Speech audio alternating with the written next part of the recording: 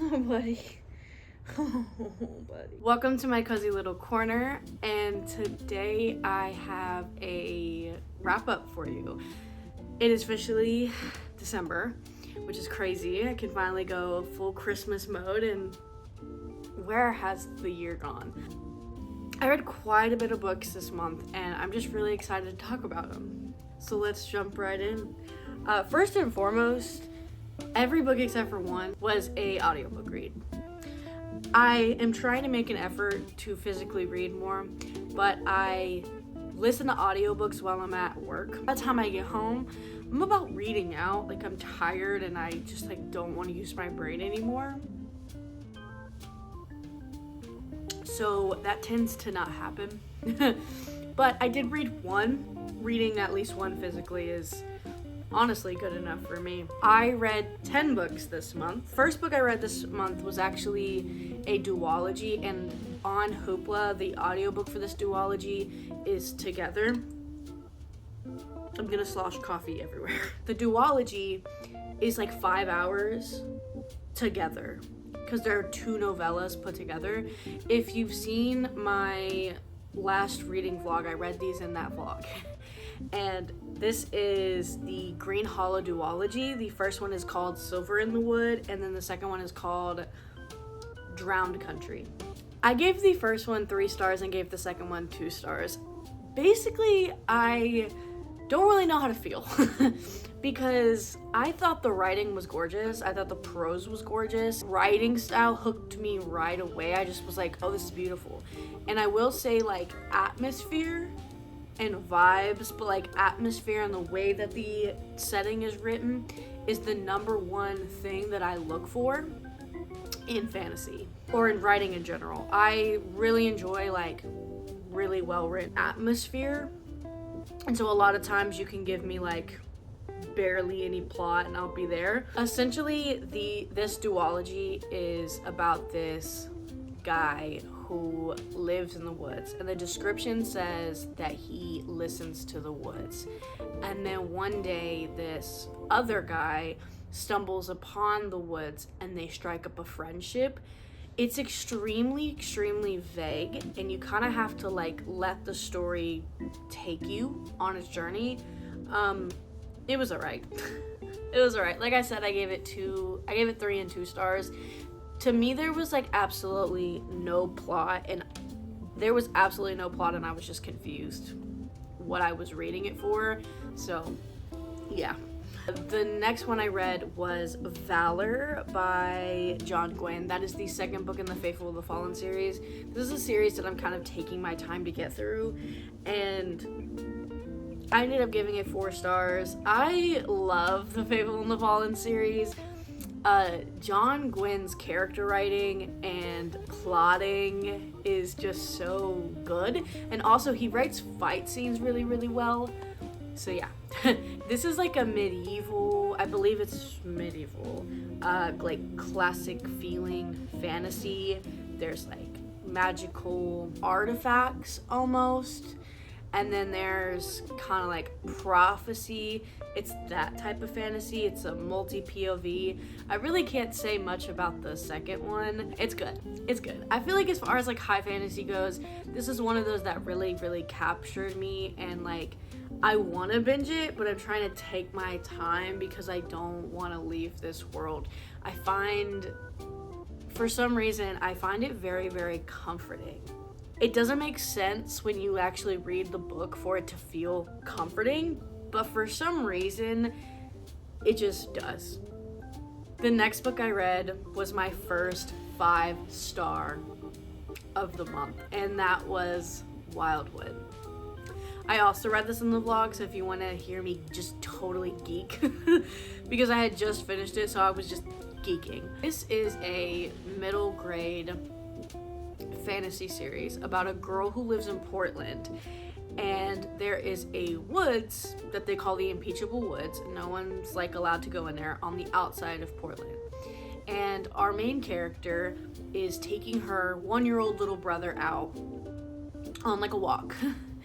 And they just go outside. I think they're going out on the town or whatever. And a murder of crows comes and steals her brother. And she basically makes the executive decision because the murder of crows takes the baby to the woods, to the impeachable woods. And she basically makes the decision, like, I'm about to go get my brother. And her and then a friend, because she like sees a friend on the way, they end up going into this woods to save her brother. Once she gets to the woods, without giving spoilers, it turns into this insane, like, political... There's like a lot of factions within this woods that are fighting with each other. And so there's a lot of war going on and politics going on in a very well written middle grade way. Oh, I loved it. And there's also anthropomorphic animals living amongst humans in this woods. So like this woods is this like, it's like you go into this woods and then they're just their own society, and there's magic that's kind of like separating the real world, the woods. So they're kind of like living amongst themselves. I don't know. I just thought it was so like delicious, for lack of a better word. It was the right amount of whimsy, and the writing style was the type of middle grade I genuinely enjoy. You can tell it was written a little bit more aged up. I've seen a lot of comments talking about how they felt like kids wouldn't be able to read it, and I disagree. But as an adult, I read it and thought it was really good. So if you want like a middle grade that doesn't read too middle grade, that's got a little bit of whimsy and a magical forest, this is definitely for you. I feel like I'm having a hard time keeping my thoughts straight during this. I always drink coffee when I film because it gives me a personality, but I usually just drink plain coffee, and this is a coffee with like espresso from the coffee shop, and so I'm a little wired if you can't tell. I'm trying to use Goodreads to keep my brain straight. Where was I at? Okay. So next I've read Queen of Blood, which is the Queens of Renthia by Sarah Beth Durst. I love Sarah Beth Durst's storytelling. The only book I've read by her is Race to Sands. I found out about her, this dog, Buggy. I found out about her from cozy fantasies that she was writing. I'll put them up on the screen. Wired brain right now, can't remember what they're called. I thought she only wrote cozy fantasy. I was watching a YouTuber that I watch. He's distracting me. I was watching a YouTuber that I watch, and she was talking about Race the Sands, and I was like, that sounds up my alley. And so I read that this year and thought it was so good, and I thought the writing was so good. And so when I came across Queens of Renthia, I heard it was like the magic system was nature-based. I was like, okay, I'm gonna give it a try, and it was on Kindle Unlimited. So this is basically about, this is a multi-POV story, but the main girl. This is about a main girl who lives in a world where they live amongst trees. And like they literally live in trees. There is a queen that rules them. This queen protects them from sprites. This world is ran by sprites, which are like, you know, little spirits or whatever, that there could be like fire, earth, wind, and they hate humans, but they also make the society run. And so in this world, girls can have what's called the affinity, specifically girls, where they can control these sprites. And if a young girl shows any kind of affinity at all towards these sprites, they have the opportunity to get sent to an academy to learn how to hone their skills. From that academy, a champion, which is basically like a mentor, which can be a man or a woman, but a lot of times it's a man. These champions will basically pick out the ones that are like the best, and then they will train them, and then after a while there's a trial. And when this trial happens, whoever wins this trial, and the queen like puts on this trial, whoever wins the trial is the official next heir, so that when the queen dies, unexpectedly or expectantly, there will be an heir in line. And this just keeps going, so there's like a line of heirs, essentially. Now, our main girl has the affinity, and she went through a very traumatic experience in the very beginning and finds out that she has the affinity, and she ends up going to the academy. I thought this was phenomenal in certain aspects. It was very entertaining. It was very fast-paced. There's a lot of time jumps I was not expecting, and that led to it being very fast-paced. I don't mind a fast-paced story, but I am more of a character-driven, like slow, drawn-out, strong build kind of reader, and this was very much like 2 years later, 4 years later, 2 years later, and I was like kind of getting whiplash a little bit. And then also, that first chapter is written so well. I was like, oh yes, I was really excited. But then we got the POV of the young girl, and I was like, this reads so YA. And I was kind of getting scared that I just really wasn't going to enjoy it. Then I got the POVs of the other two characters, because there's 3 POVs. And I was like, okay, doesn't read as YA. So I'd say my biggest qualm was the girl being written like it was YA, but also just the time jumps and how fast it went. I felt like I couldn't get my feet. But with that being said, I typically have the hardest time physically with my eyeballs reading fantasy. I typically do audio for fantasy because I am a reader who cannot visualize. With my ADHD, I have a very hard time focusing, and so when I am trying to visualize this world that doesn't exist in real life, and also trying to get my eyes to focus, I have a really hard time doing that with fantasy. But this was not that case. I was able to read this pretty easily, and I read like the last 40% in one night, which is very unheard of for me physically. So take that information as you will. I will be reading the rest of the series. I think it was interesting enough. I think the magic system is interesting enough. I am hoping she can just give me a little bit more of the characters. The characters, in some aspects, read 3D, but then in other aspects, read very 2D, and I was just like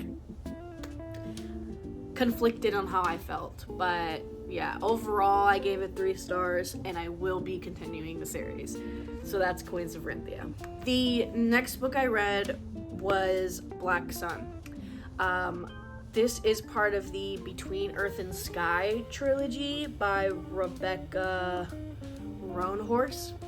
Now, obviously Thanksgiving is in November, but also November is Indigenous, like I think it's called like Indigenous Appreciation Month or Indigenous History Month or something like that.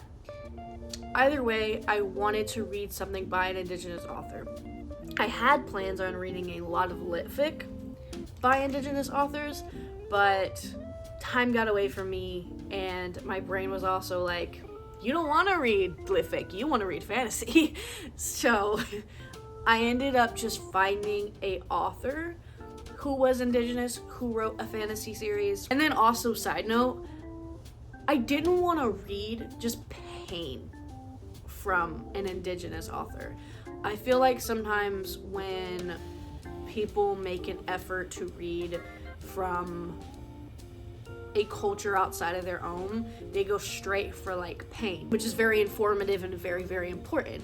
But I also wanted to remember that these cultures are more than their pain, and they can also just make gorgeous art based off of their culture.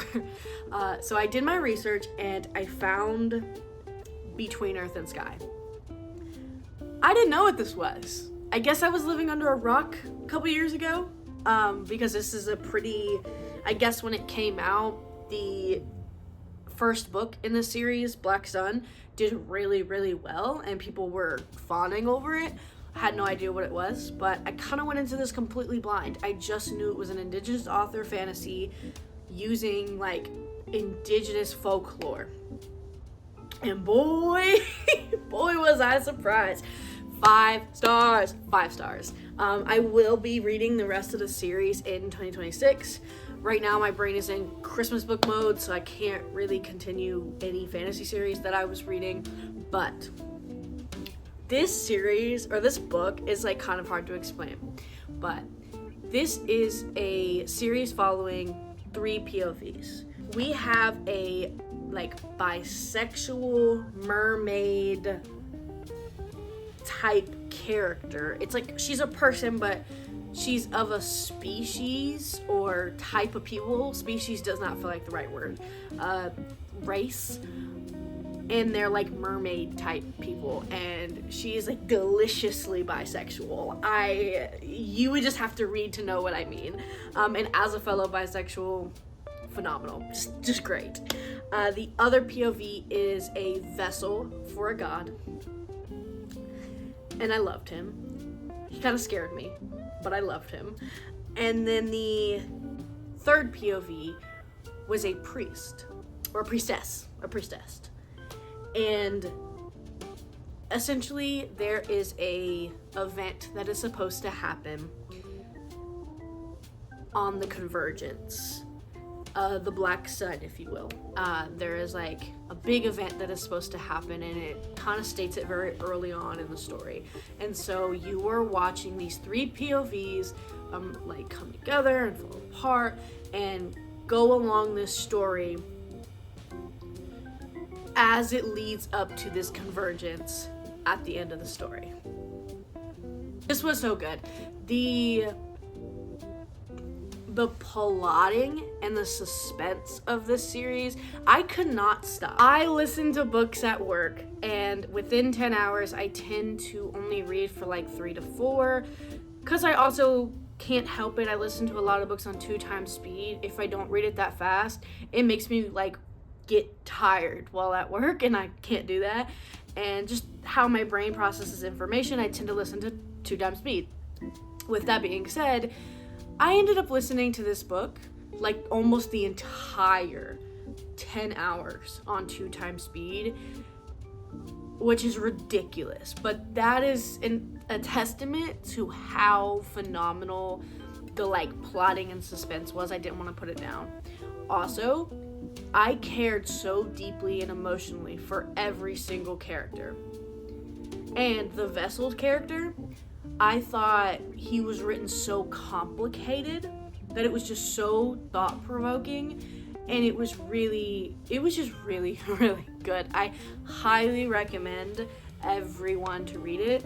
I am very curious to see, because I really, really enjoyed the rest of the series, or the rest of the book, so I'm very curious to see how I'm gonna feel about the rest of the series. Like, what is the direction that the entire rest of the series is going in?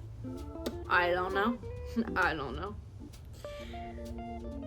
Alright, so the next one, I needed a bit of a palate cleanser, but also Thanksgiving was over and I was ready for Christmas. No, I had a Friendsgiving the week before Christmas, or the week before Thanksgiving, and so my brain was like, once that happened, my brain thought it was Christmas. And I know that a lot of people go ahead and start celebrating Christmas before Thanksgiving, but I can't. So when my Friendsgiving happened and my brain was like Christmas, and I didn't want to read anything but Christmas, with my mood reading tendencies, it's bad. If I don't read what I want to read, I just won't care about what I'm reading. So I ended up going for a middle grade Christmas. Like, Christmas stuff for me, I like the magical, whimsical Christmas. Like, I like stuff, the Santa Claus series is one of my favorite movies to watch. Polar Express is one of my favorite movies to watch.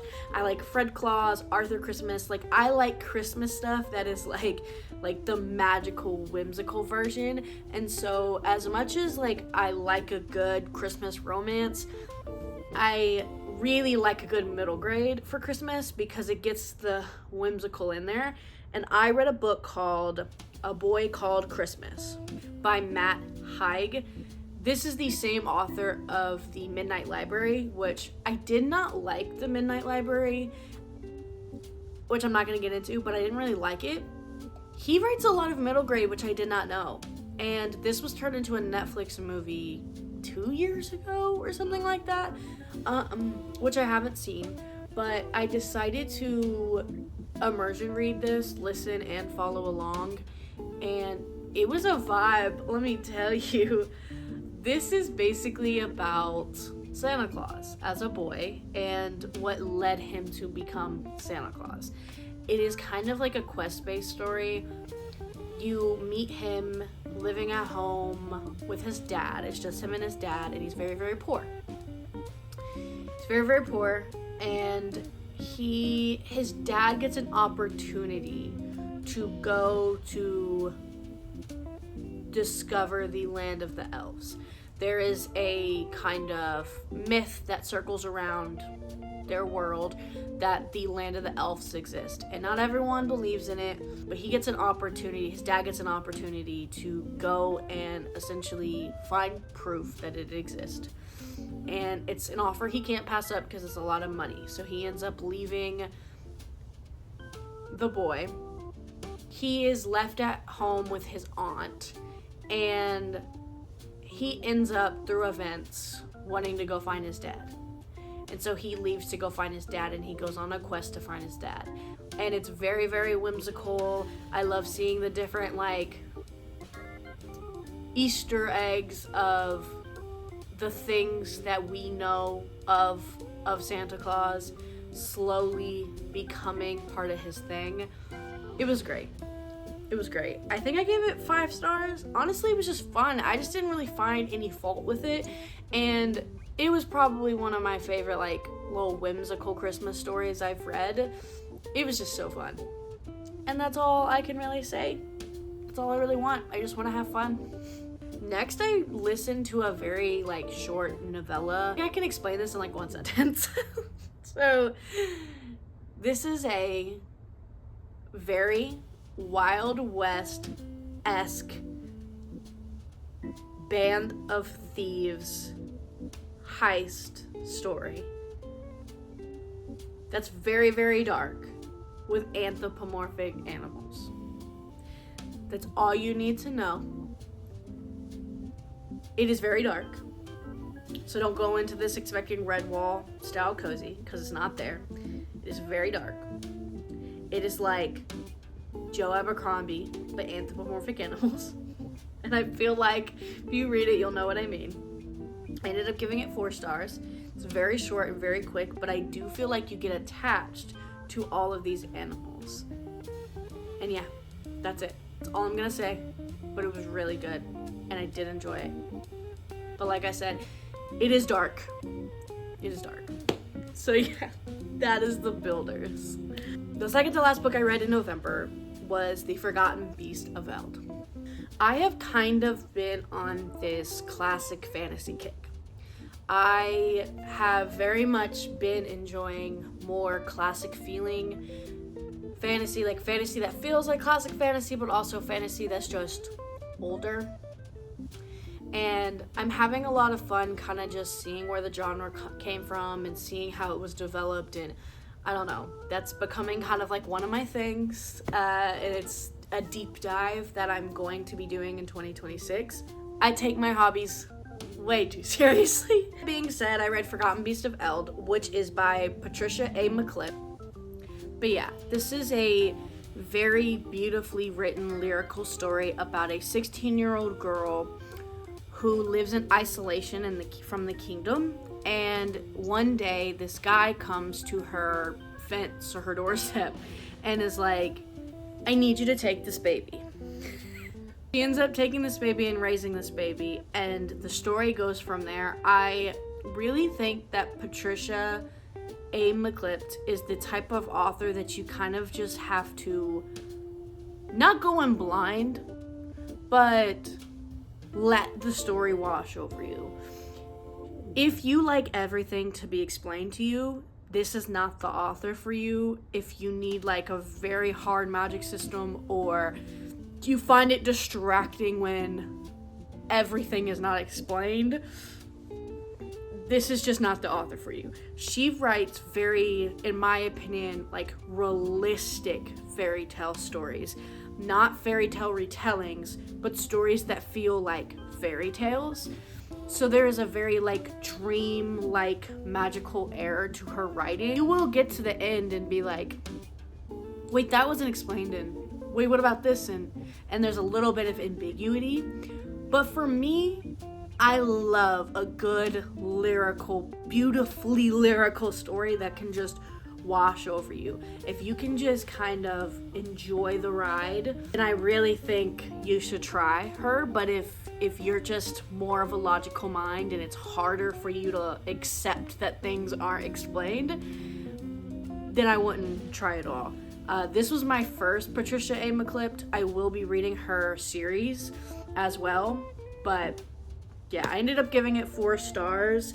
It wasn't perfect. I think my biggest issue, I don't know, it just wasn't perfect. But I think the one thing I didn't really love, I don't know, I wanted more from certain aspects of the story. But with this being her first published work, I have faith that I'll get that more I was asking for. And the last book that I read in November, listened to, whatever, was the first book in the Redwall series. It is easy to say that I really, really liked it because I made it my goal in 2026 to read all of Redwall. Redwall, if you don't know, is a middle grade anthropomorphic fantasy. It's 22 books long, kind of classic, it's like older. I love a good anthropomorphic animal. That is my kryptonite. I really love it. It's just so cozy to me. And so I've kind of made it part of my personality to read the entire series next year. I made my entire rating journal setup based on anthropomorphic cozy animals. Not necessarily Redwall, but it's inspired because of Redwall. The first one follows Matthias, and he's essentially like a chosen one character. It's a good versus evil plot. I feel like that's all you need to know.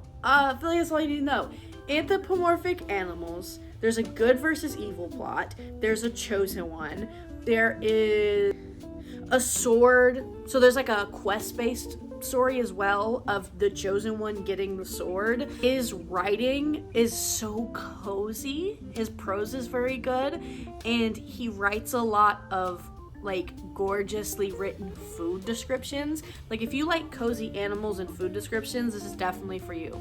I will say I've done my research of the series, and there are aspects of the series that I have heard that do not age well. There are concepts in the story that don't age well and that not a lot of people agree with, but a lot of people are able to overlook those because they're there for the cozy animals and the food descriptions. Yeah, these are gonna be my palate cleansers. Like these are gonna be like every time I read a very hard-hitting fantasy or a very sad lit fic, these are gonna be my palate cleansers. So like I like having a long series of short books that I can keep going to when I need that, and so that I'm not always scouring for a palate cleanser every time I need one. So yeah, I ended up giving it 4 stars. Ended up getting it 4 stars. It's just that. It is just cozy animals and cozy descriptions, and the first one is set in the summertime, and I was trying to get it read in a way like done with so that I can go into Mossflower, which is the second book, which is set in like the fall winter time during the winter time. So I like will be reading that in the next couple of weeks. I highly recommend the audio, by the way. The audio is read like those like old school, like it reads like it's old, like it's not updated, like it, or like the audio feels like it's not updated and it is like older. And I honestly eat up older audiobooks because they just feel like an old man telling me a story, and you kind of hear that static in the background, and it's just cozy to me. I love it. Love it.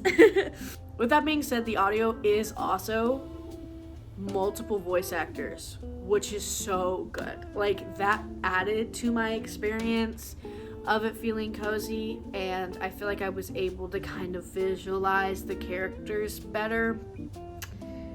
But yeah, I ended up giving it 4 stars. The reason why I didn't give it 5 stars is because it's that kind of cozy to me where I'm like,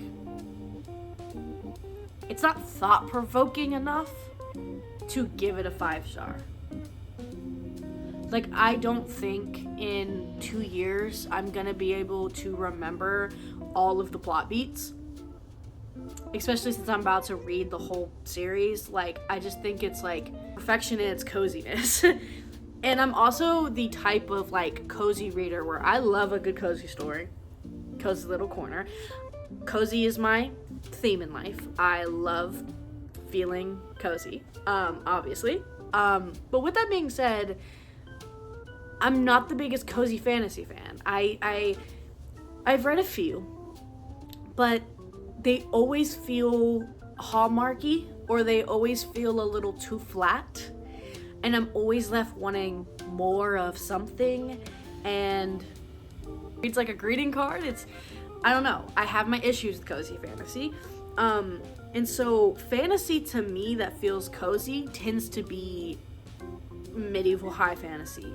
Something like Redwall, where it's like medieval fantasy but with animals, fits that cozy that I feel like I've been searching for my entire life. So yeah, I could honestly yap about Redwall, and I probably will, once I get deeper into the series, do just like a full deep dive on the series. I think that would be so fun. But with that being said, that is the last book I've read in this month. It's a pretty good month. I don't think there were very many books that I didn't like.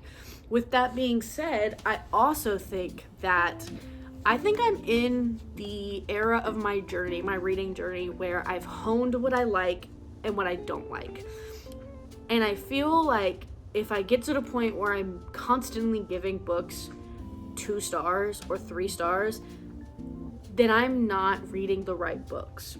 So I feel like I'm having really good reading months because I am picking out the right books for me, and that makes me very, very happy. But yeah, if you made it this far into the video, comment a emoji of a Christmas tree, just so I know you made it this far. It's our little secret code. And I hope you guys have a cozy Christmas. Hope you guys have a great rest of your day. And thank you for joining me and my little Santa mug that has got me wired. And yeah, thanks. Bye.